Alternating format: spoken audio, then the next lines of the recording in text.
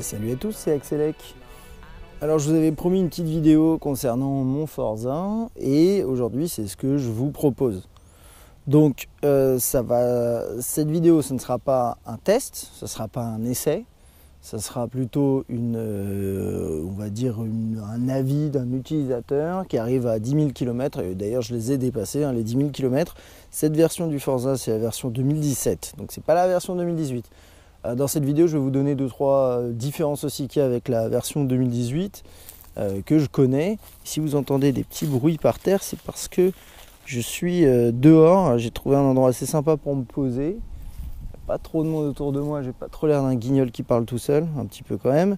Et c'est pas grave. Donc je filme, pour info d'ailleurs, je filme avec ma GoPro Hero. C'est quoi? C'est une Hero 4 ? Ouais, Hero 4. Avec ma gimbal pour stabiliser le plan. J'espère que ce ne sera pas trop dégueulasse. C'est mon micro classique. Ok. Aussi un autre point. Dans cette vidéo, je ne vais pas parler de points trop techniques parce que je ne suis pas technicien. J'y connais pas grand chose. Je découvre. Et puis en plus, il ne faut pas oublier que c'est un scooter. Donc il ne faut pas déconner non plus. Par contre, ce qu'il faut noter, c'est que je ne vais pas pouvoir du coup trop parler puissance, moteur, etc. Le seul élément de comparaison que j'ai aujourd'hui par rapport au Forza, c'est que j'ai pu conduire un petit peu le PCX. Donc éventuellement, je ferai un peu de parallèle avec le PCX. Alors, à la base, pourquoi j'ai choisi d'ailleurs de prendre un Forza pour juste comprendre le contexte, moi à la base, je cherchais juste un véhicule en 125 et qui me permette d'aller au taf et de gagner un peu de temps. Ça me faisait gagner une demi-heure par jour, enfin non, deux demi-heures par jour, donc 1 heure par jour, donc c'était pas anodin. Et j'ai décidé de partir sur un scooter au début pour le côté pratique. Et j'ai regardé tout simplement les meilleurs scooters sur le marché.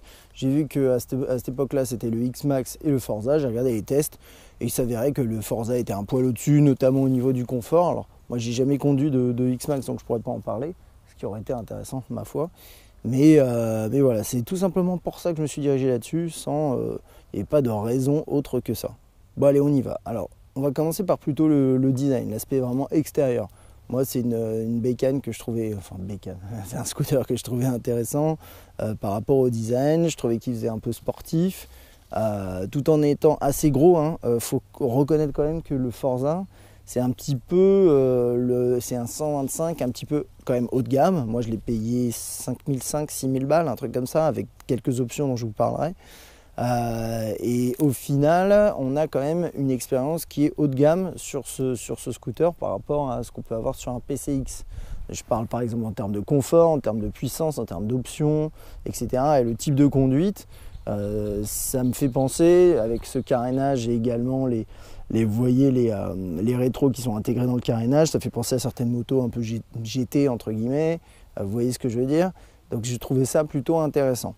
Alors on va commencer par l'avant et puis ce sera peut-être un peu décousu, mais je vais essayer de rien oublier. Je me suis fait une liste des points, donc comme ça j'oublierai rien. Ah oui, sinon il est un peu dégueu parce qu'il est vraiment dans son jus, il y a des oiseaux qui ont chié dessus et tout. C'est pas grave, on va dire que c'est pas trop grave.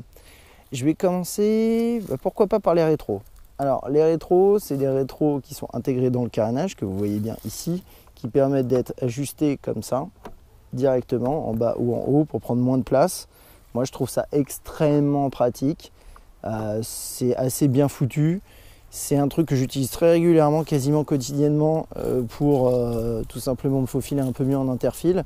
Il faut savoir une chose, c'est que bien sûr vous avez les clignotants qui se situent également ici. Si vous entendez parfois un peu de vent, je suis désolé, c'est parce que voilà, ça souffle un petit peu. Et c'est donc des rétros qui sont assez en avant. Ce qui fait que ça a plusieurs avantages et ça a aussi des inconvénients. Par rapport à, par exemple, sur la plupart des véhicules finalement à deux roues où ils sont fixés sur le guidon, sur le cintre, eh bien ils sont fixes par rapport au mouvement de la direction. Donc ça permet d'avoir une certaine stabilité. D'ailleurs, ils ne vibrent pas beaucoup. Moi, je vois très très bien dans mes rétros. Le seul problème, et ça c'est beaucoup de gens le signalent, alors je vais monter sur le scoot là, avec mon truc, mais ce sera peut-être compliqué de le voir, mais quand vous êtes dessus, avec les bras comme ça, finalement dans le rétro, vous allez voir, je ne sais pas si vous le voyez bien, mais vous voyez au moins un tiers du rétro qui est planqué, de la vue qui est planquée, parce que vous voyez votre bras. Et c'est pas parce que je me tiens bizarrement ou quoi, c'est comme ça. Donc c'est-à-dire que si je veux voir moi directement bien derrière, je suis obligé de rentrer, vous voyez, mon bras vers l'intérieur pour bien voir. C'est un peu gênant, j'ai discuté avec quelqu'un qui s'est acheté un Forza 2018 et qui dit que c'est la même chose. Donc à noter, c'est un des défauts de ce genre de rétro qui sont vachement avancés. C'est-à-dire qu'effectivement, si mon rétro était sur le cintre, il verrait plus derrière, parce qu'il serait plus avancé. Et il choperait moins mes bras, mes épaules, etc. Donc bon, ça c'est à noter. Moi, ça ne me dérange pas des masses, c'est une question d'habitude. Ensuite, ici on a la bulle qui est réglable et avec plusieurs niveaux, ça se fait à la mano. Il faut tirer dessus, c'est assez dur. Je ne veux pas le faire à une main, j'arrive même pas à le faire. Là, je l'ai réglé au plus bas. J'arrive même pas à le faire à une main. C'est peut-être parce que je suis faible. Ouais, je suis sûrement un petit peu faible. Voilà. Mais il y a 3 hauteurs. Là, il est au plus bas et ça monte jusqu'à, je sais pas, à peu près là. De base, à cette hauteur-là, elle fait son taf. Mais j'ai fait exprès de la mettre au plus bas pour m'habituer à prendre un peu d'air dans la tronche pour le passage du permis moto. Un truc à savoir, c'est que sur la version 2018, la bulle est réglable en hauteur avec un commodo. C'est un bouton que vous avez sur le tableau de bord. Je ne sais pas exactement où il se place. Ça permet de la faire monter et descendre de manière électronique. Et intéressant, ça veut dire que vous pouvez le faire en roulant. Alors que là, vous avez vu, j'ai un peu galéré. Normalement, ça se fait à 2 mains. Là, j'ai même pas réussi à le sortir à une main. Donc, en roulant, c'est hors de question. Par contre, elle fait un bon taf. Pour info, d'ailleurs, sinon, niveau coloris, il y a plein de différentes couleurs. Enfin, il y a bleu et blanc, qui est un peu le classique Forza. Moi, j'ai décidé de partir sur une peinture plutôt mate. Vous voyez, le noir mat ici. Et avec cette nuance de marron qui ne se voit pas forcément très très bien, que je trouve assez sobre, assez sympa. On a la signature lumineuse à l'avant avec le phare qui est assez caractéristique et à l'arrière aussi. Sur la version 2018, ils l'ont un peu ajusté. J'ai pas vu vraiment les réglages qui ont été faits, mais ça a été changé. Et on va descendre un petit peu si vous voulez bien me suivre. Bon, je ne vais pas parler du matos, je vous ai déjà dit, mais par contre je peux vous dire freinage, il freine bien, voilà, j'ai aucun problème de freinage d'urgence, ça marche bien. Vous avez l'ABS et qu'est-ce que je voulais dire, garde debout ici. Un truc à savoir, c'est que c'était où, c'était de quel côté que j'ai fait cette connerie. Ça c'est juste pour info, mais vous voyez là par là, le garde debout il est un peu pété. Parce que j'ai gardé la chaîne un jour en sortant et ça a pété le garde-boue en partie. Voilà, bon. Et niveau suspension, il ne fallait pas grand-chose à dire. Moi, je pense qu'il est un peu dur, mais c'est sûrement classique sur les scooters. Ça, pour le coup, je ne vais pas m'exprimer parce que j'y connais que chi. Donc ça ne sert à rien d'un moment de parler pour ne rien dire. Là, j'ai gardé le support pour la jupe. Moi, j'avais une jupe par défaut qui se connecte ici. Vous avez un zip qui est là. Toc toc toc, et qui permet d'avoir une jupe qui occupe, vous connaissez, hein, pour les amateurs de scooter, vous avez la jupe qui est plutôt pratique, et moi j'ai gardé le support de jupe au cas où, ça protège un petit peu, c'est pourquoi pas, et c'est une jupe de chez c'est Baxter, c'est ça, ouais, Baxter, qui est plutôt propre. Après il doit y en avoir d'autres proposés sur le Forza, et c'est une jupe qui se fixe avec ici le support de jupe avec c'est de la laine. C'est des écrous en clé à laine et ça fait le taf, il n'y a rien à dire par rapport à ça. On va continuer par là et après je reviendrai sur on va dire le tableau de bord. Alors ensuite ici on va redescendre un cran, voilà, si tu veux bien. Ici on a l'accès pour tout ce qui est tout ce qui est essence, donc avec la trappe à essence que vous ouvrez comme ça. Ça rend le plein assez facile à faire. J'ai pas de problème particulier. Il y a un petit, vous voyez, c'est en renfoncement, donc il n'y a aucune chance que vous mettiez de l'essence partout à part avec le pistolet finalement. Donc c'est pas mal et ça peut être ouvert. C'est ouvert que bien sûr en actionnant le module. Alors attendez, il faut que je réajuste la caméra régulièrement. J'espère que ça vous emmerdera pas trop, mais là ici vous voyez, là c'est le petit, je vous montrerai ça un peu plus en détail quand on passera là-dessus, mais en gros vous pouvez accéder à l'ouverture du coffre et à l'ouverture également de la trappe à essence qui se passe de cette façon-là. Donc c'est sécurisé. Là, il me l'a autorisé tout simplement parce que j'ai la clé, la Smart Key qui est dans ma poche, que je vous montrerai dans un petit instant. La selle qui est honnêtement super confortable, qui est Là, la partie assise pour le pilote, elle est franchement grande, elle est confortable, il n'y a rien à dire là-dessus. C'est un scooter, comme je dis, vraiment pour faire du chemin, plutôt haut de gamme, donc hyper confortable là-dessus, il n'y a pas de problème. Quand elle prend la flotte, elle a une sorte de capacité à aspirer un peu la flotte et à l'évacuer, je ne sais pas comment ça se passe, mais en gros, s'il y a de l'eau dessus, j'ai juste à frotter un peu avec la main, avec le gant, et honnêtement, je m'assieds dessus et je ne suis pas trempé. Et je sais pas, c'est un truc un peu particulier et ça marche super bien, donc ça c'est vraiment top. La petite couture là, les surpiqûres, je sais pas trop quoi, ici c'est assez propre. Voilà, moi je trouve que c'est quali. Et tiens, tant que je suis ici, pas que j'oublie, mais toute la zone au milieu, vous voyez, donc là vous avez de la place, hein, vous n'êtes pas bloqué par une colonne centrale, enfin il y a une colonne centrale, mais vous pouvez quand même passer les pieds. Par contre, à force de passer les pieds, forcément, le plastique s'abîme, et donc là c'est un petit peu abîmé, mais je pense que c'est classique, il n'y a pas grand chose à faire. Alors par ici, c'est le passager, pareil, hein, vous voyez, là c'est ma main, qui a de quoi de mettre un bon gros postérieur, on va dire, et ça c'est plutôt chouette. Il y a un certain confort, et les poignées, vous les voyez là, elles sont pas, voilà, on se moque pas de nous, c'est des sacrées grosses poignées, bien costauds. Là-dessus vous êtes bien. En passager, en duo, c'est confortable. Maintenant, bien sûr, la puissance n'est pas là, c'est un 125, mais en tout cas, le confort est au rendez-vous. Alors, bon, bah, je vais devoir flouter la plaque, hein, mais c'est classique, donc je ne vais pas trop bouger pour que ce soit plus simple pour moi. Au niveau de toute la partie arrière, il n'y a pas grand-chose à dire. Vous avez les suspensions ici arrière, je n'ai rien à dire dessus, c'est technique, je ne vais pas rentrer dans les détails. Le pot, par défaut, moi, je n'ai pas touché à ça. Il y en a qui mettent des acras, des machins sur leur scoot, je trouve que ça sert à rien. Donc de base, c'est pas un scoot qui fait du bruit. Et c'est très bien comme ça. Moi, je pense qu'un scoot, c'est pas supposé faire du bruit. Maintenant, chacun son truc. Si vous voulez changer le pot, vous pouvez. Et moi, je l'ai pas fait. Un truc qui a à dire quand même par rapport à l'entretien, à la maintenance vraiment que vous pouvez faire vous. Enfin, après, moi, que je fais moi, mais que tout le monde ne fait pas, ou que moi, je fais pas d'autre chose que ça, on va dire aussi. C'est, vous voyez, ici, au bout de mon doigt, c'est pour vérifier le niveau d'huile et remettre le niveau. Et c'est vraiment enfoui au fin fond fin fond derrière le pot, derrière le début du pot, enfin la fin là, ici du silencieux, et cette partie de la roue, enfin c'est un peu merdique. Et honnêtement, pour remplir là-dedans, c'est une galère monstrueuse.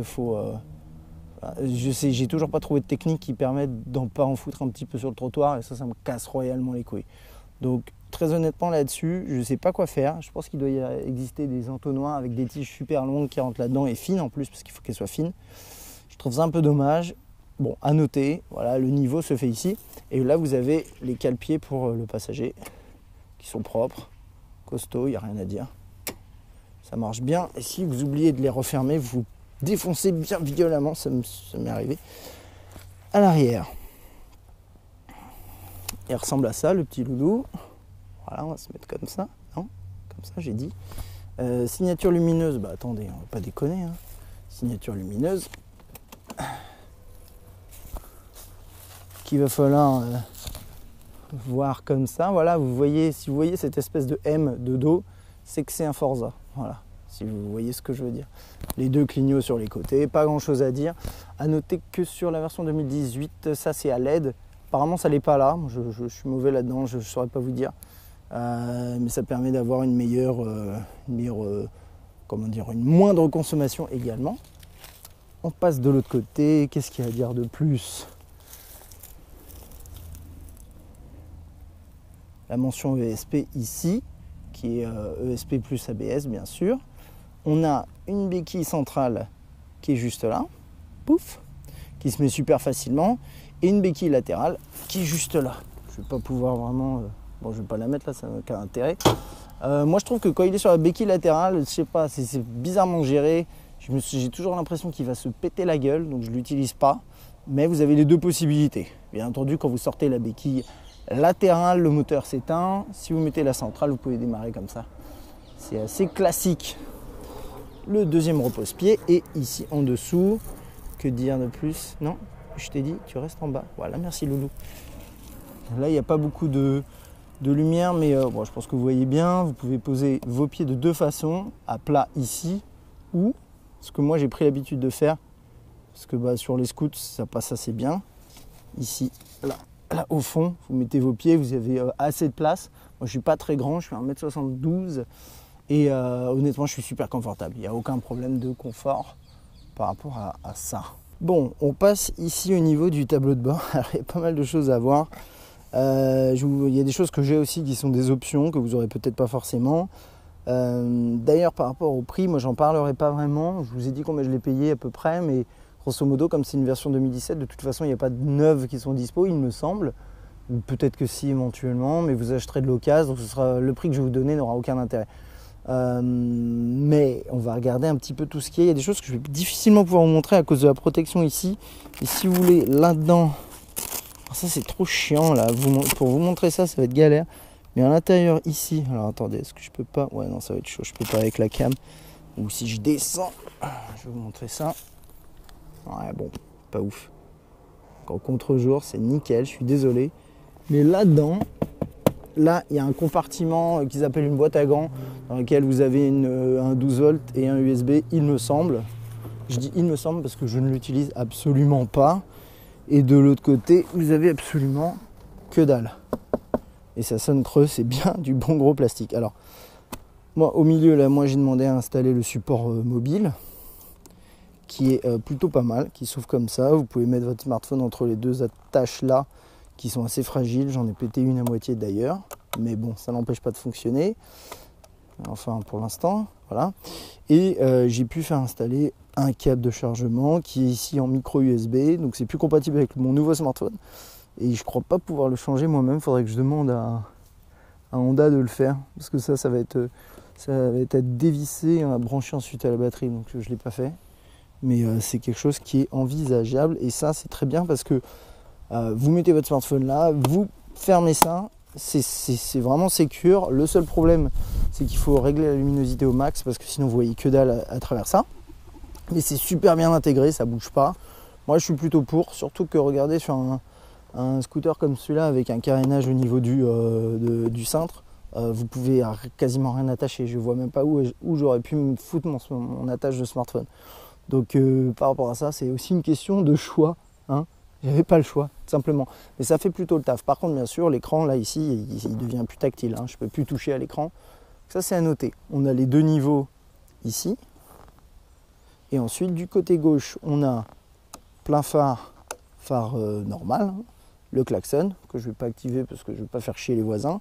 Mais il a un bruit de klaxon de scoot, donc c'est assez ridicule. Et les clignots, hein. Gauche-droite, on appuie, ça l'annule. Et ici, moi j'ai... Attendez, il y a mon câble qui vient en plein milieu du chemin. Non, vas-y loulou. Ici, moi, c'est une option que j'ai. C'est le bouton qui permet d'activer, vous voyez la lumière, les différentes couleurs, qui permet d'activer les poignées chauffantes. C'est une option que j'ai prise. Donc vous avez plusieurs couleurs. Bleu, c'est tiède. Et plus vous augmentez, plus c'est chaud. Et le rouge qui est là, c'est, on va dire, très chaud, entre guillemets, dans le sens où, oui, ça fait bien son taf. Globalement, les poignées chauffantes sur ce scoot, moi je les trouve très très bonnes. Ça m'est très utile l'hiver, malgré mes gants d'hiver. Et ça permet d'oublier un petit peu cet inconfort qui est le froid au niveau des mains. Donc moi j'aime beaucoup. C'est valable bien sûr des deux côtés. C'est c'est plutôt efficace. On a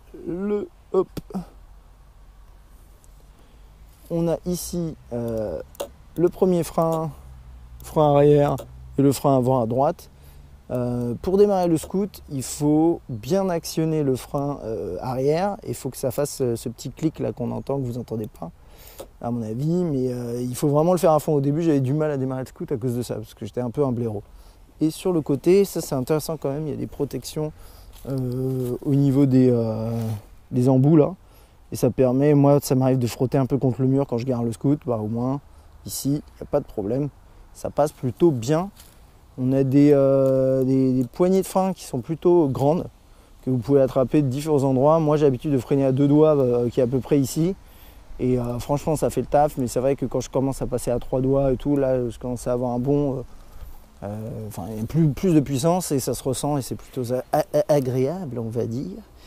Et de l'autre côté, est-ce que j'ai rien oublié là? Non, bon, moi, classique. On a le warning hop, les warnings, le démarreur, comme je disais, si j'appuie là, il se passe rien, il faut faire les deux en même temps, je ne vais pas pouvoir le faire parce que j'ai une main occupée, mais on va le démarrer un peu tout à l'heure, hein, mais bon, ça sert à rien, ça va faire chier tout le monde, mais bon, vous l'entendrez. Et là, c'est le mode pour le start and stop, là c'est idling stop, je ne sais pas si vous pouvez lire, et ça permet de l'activer, ça permet de le désactiver. C'est important, enfin, c'est intéressant, moi je dirais qu'en termes de consommation, alors il y a des données comme ça que je ne vais pas pouvoir vous transmettre, c'est-à-dire moi je fais 40 km par jour, en jour ouvert, jour ouvré on va dire, enfin hors week-end on va dire, je roule un peu le week-end mais pas trop, et que dire de plus, et je fais un plein à peu près toutes les 2 semaines. Et le réservoir, je crois qu'il est à peu près à 17 litres, mais je ne suis même pas sûr, parce que ça, je n'ai pas cette info. De toute façon, vous allez pouvoir potasser les specs si vous avez envie. Et grosso modo, moi, je trouve que c'est un scooter qui ne consomme pas beaucoup, qui est plutôt économe. Et ça, c'est vraiment chouette. Maintenant, je n'ai pas d'éléments de comparaison. Je n'ai pas eu d'autres scooters, je n'ai pas eu d'autres motos. Donc, c'est pour ça que j'insiste pas là-dessus. Ce n'est pas une information qui vous sera forcément utile par rapport à mon expérience. Poignée ici avec l'accélération, avec bien sûr un petit peu de jeu vide qui est absolument nécessaire. Et qu'est-ce que je voulais dire, les caoutchoucs, là, ça fait 10 000 km que je fais. Ils sont un peu usés, mais rien de spécial. Je pense que je vais pouvoir en faire encore un paquet sans que ça pose de problème. Alors, un truc à noter, c'est que ça m'arrive occasionnellement quand je fais, notamment quand je fais un gros mouvement pour remonter mon rétro, pardon, de passer ça, de l'activer. Mais du coup, de temps en temps, je me rends compte que le start and stop n'est pas activé, mais c'est très très rare. C'est pas le genre de truc qui est gênant. Un truc qui pouvait m'arriver avant aussi, ça m'arrive plus maintenant, c'est peut-être avec l'habitude, c'est qu'avec mes gants d'hiver, quand je switchais les clignotants, ça m'arrivait de réactiver, désactiver le bouton ici au niveau des poignées chauffantes. Voilà, c'est le genre de truc à noter, c'est pas vraiment dérangeant, ça me perturbe pas particulièrement. Alors avant de passer à l'affichage, je voulais vous montrer comment ça fonctionne le système keyless, qui est plutôt, j'essaie de sortir la clé de ma poche, désolé, qui est plutôt pas mal. Alors cette clé elle ressemble à ça, hein, quand vous l'avez dans la poche, ça vous permet de démarrer le scoot. Il y a 2 boutons dessus, et je vais être très très honnête avec vous, je viens d'essayer là pendant 5 minutes d'essayer de comprendre à quoi ils servaient. Et je sais une chose, c'est que vous avez un des boutons qui vous permet de bloquer le scoot à distance, c'est-à-dire de bloquer le fait que la clé est détectée. Par exemple, vous êtes dans un bar, le scoot est à 10 mètres de vous, vous n'avez pas envie que quelqu'un puisse démarrer et se barrer. Ça, vous pouvez le bloquer et ça va nécessiter de rappuyer dessus. Normalement, c'est celui du haut, mais là, j'ai réessayé, ça ne marchait pas. Et ça marchait il y a 10 minutes quand j'ai testé. Donc, je suis honnête avec vous, je ne le maîtrise pas, cette fonction, mais ça existe. Par contre, un truc qu'il faut savoir, c'est que si quelqu'un arrive à le démarrer alors que le scoot et qu'il part et que la clé est plus détectée, le scoot ne va pas s'arrêter. Le scoot va continuer de rouler. Et ça, c'est aussi nécessaire pour vous parce que moi, ça m'arrive parfois que la clé soit plus détectée pendant que je roule. C'est des petites erreurs qui peuvent arriver et il la redétecte après. Si le scoot s'arrêtait à chaque fois qu'il ne détecte plus la clé, je serais bien dans la merde sur le périph' le matin pour aller au taf. Donc ça, c'est un truc, en gros, si vous voulez, vous ne pouvez pas bloquer à distance. Si quelqu'un chope votre scoot alors que vous n'aviez pas bloqué l'utilisation de la clé, sans clé, hein, tout simplement, eh ben vous êtes pas forcément très très bien, on va dire ça comme ça. Donc ça, c'est un petit peu particulier. Et ouais, il y a un autre truc sinon, quand vous achetez le scoot, vous avez ça aussi qui est une petite sorte de clé un peu chelou. Ce truc là, je ne vais pas rentrer dans les détails, il y a des vidéos qui en parlent sur internet, mais si vous avez du mal un jour à démarrer votre scoot parce que vous avez peut-être perdu la clé mais vous avez ce truc là, et bien dans le coffre vous pouvez accéder, ça vous permet d'ouvrir le coffre via un truc qui est je sais plus trop où. C'est un endroit un peu particulier où vous pouvez ouvrir le coffre à partir de juste cette clé qui vous permet ensuite d'accéder à la batterie. Et après, vous avez un code à faire et vous pouvez redémarrer le scoot si vous perdez la clé et que vous avez le code et cette petite clé-là. Bref, c'est un peu chelou. C'est une méthode que je trouve un peu bizarre parce que ça veut dire que potentiellement, quelqu'un qui a cette clé-là peut démarrer un Forza sans avoir la clé. C'est un peu bizarre. Ou du moins ouvrir le coffre, attention. Donc dans tous les cas, mettez pas de trucs de valeur dans le coffre de votre Forza parce qu'il suffit d'avoir cette petite clé là que je vous ai montré, la noire, pour pouvoir ouvrir le coffre. Donc ça, c'est un peu dommage. Par contre, en effet, pour le démarrer, il faut un code. Attends, j'avais dit une connerie. Par ici, qu'est-ce qui se passe? Je ne sais pas si vous voyez très bien, mais vous avez votre vitesse qui va s'afficher ici. Vous avez le compte tour.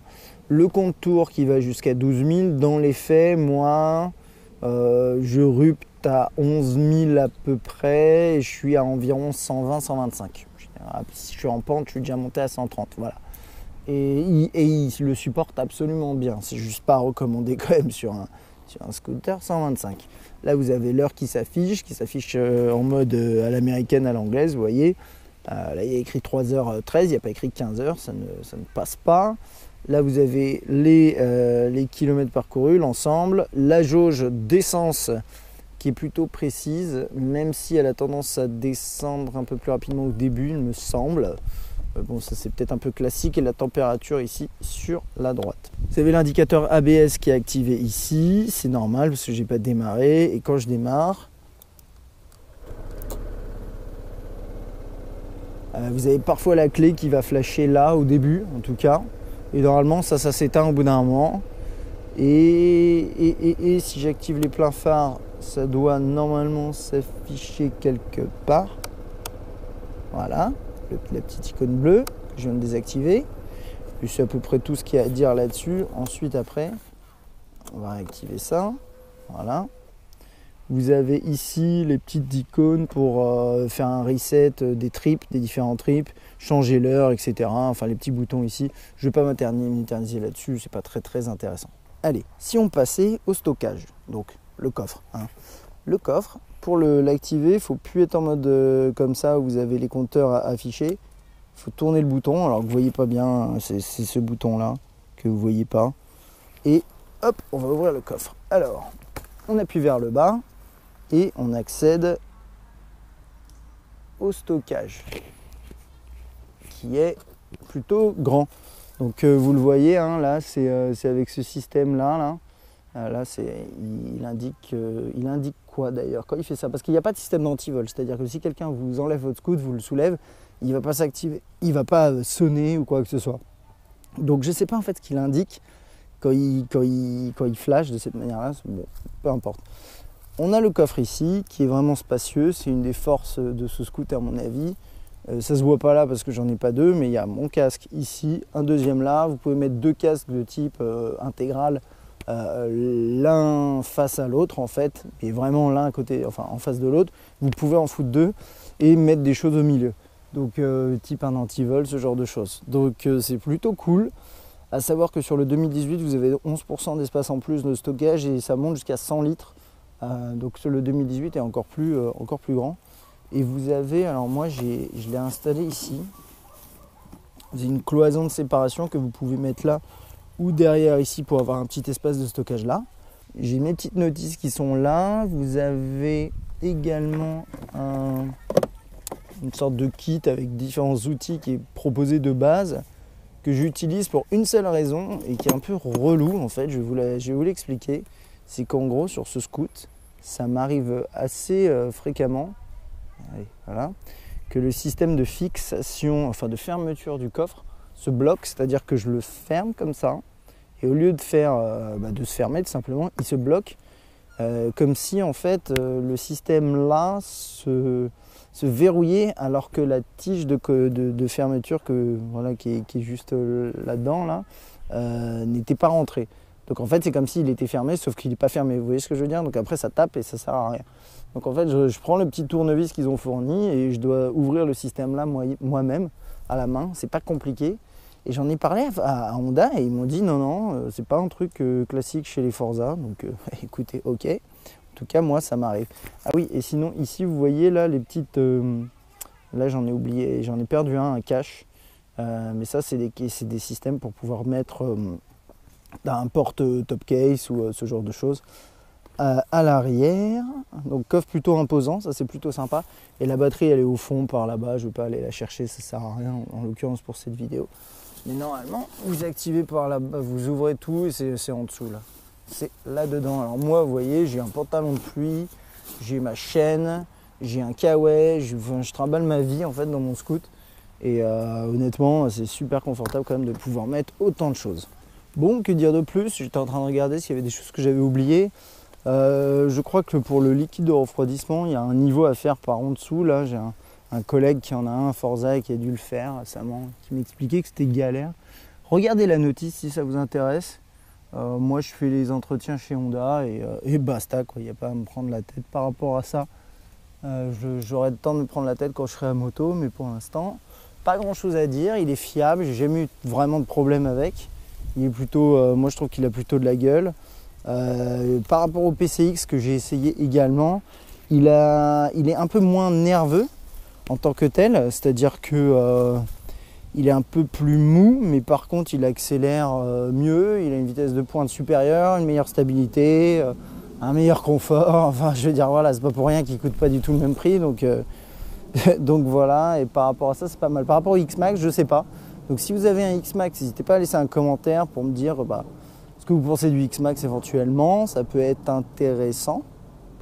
Bon, et puis pour finir, je l'ai démarré, vous pourrez entendre peut-être un peu le bruit, le micro est plutôt vers ma bouche, donc on va voir si on entend.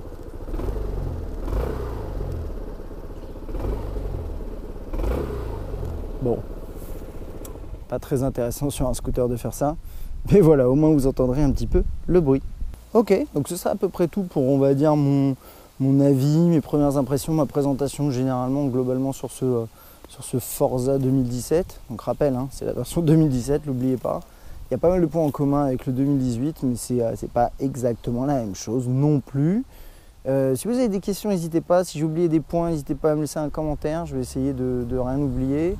C'est un scooter globalement que j'aime beaucoup, hein. Moi je l'apprécie beaucoup, il est très pratique, il est assez puissant, il fait exactement ce que je lui demande. Bon voilà, ça n'empêche que j'ai quand même envie de passer à la moto, ça c'est autre chose. Et en tant que tel, pour un petit, on va dire à 125, et qui n'est pas petit, hein, je veux dire il est quand même encombrant, il est gros, hein. À garer, attention, c'est pas, ça va, je me faufile, mais moi je voyais des roadsters qui sont plus petits que ça, hein. Donc c'est à noter quand même. Mais c'est quand même une belle bête. Voilà, si vous avez des questions encore une fois, n'hésitez pas. Et moi je vous dis à très bientôt. Ciao ciao. Take the flow, not the days. Cross the fade, them kids lost their ways. Dropped the bass but couldn't walk away. Lost the face and got a